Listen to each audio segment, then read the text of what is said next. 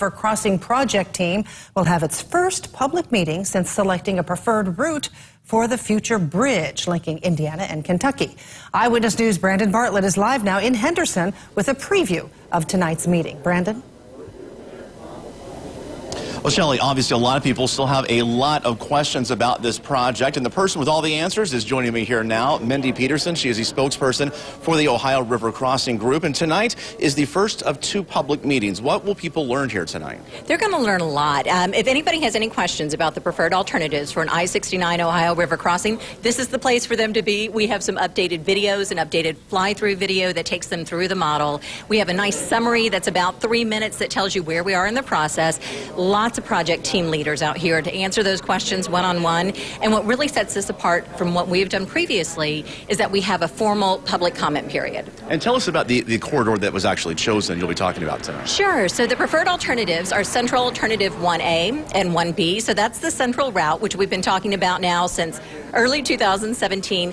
The difference between those alternatives is really just the tolling scenario. So 1A would toll both the I-69 bridge and the remaining 41 bridge, and Central 1B would toll only the I-69 bridge. A lot of questions about the two twin bridges. Will one of the bridges come down in this scenario? So in the preferred alternatives, we retain only one of the US 41 bridges. I know a lot of folks have asked about that. We've done a lot of traffic modeling that accounts for traffic today and years from now. It really takes us out until 2045. And what all of that traffic modeling tells us is that there are 6 lanes needed of cross-river mobility in the area. If you have more than 6 lanes and operate and maintain more than 6 lanes, it's much more expensive. More lanes equals more money, and so we're really trying to make this project as financially feasible as possible. When you remove one of those aging 41 bridges from service, you save $145 million, so it's substantial. Which one of the bridges would come down? So the recommendation is to retain the northbound bridge, and that's because of its historic significance. We took a very close look at those bridges. They're in very similar shape, similar costs to operate and maintain.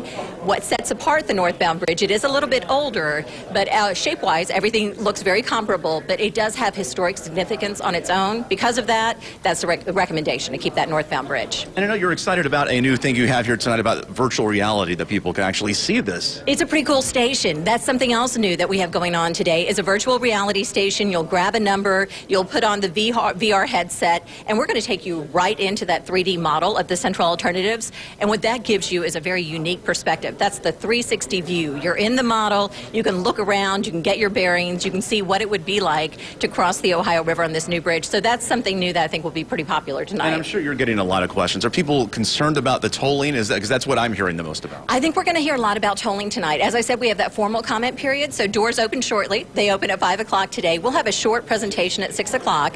Right after that presentation, we start that formal public comment period.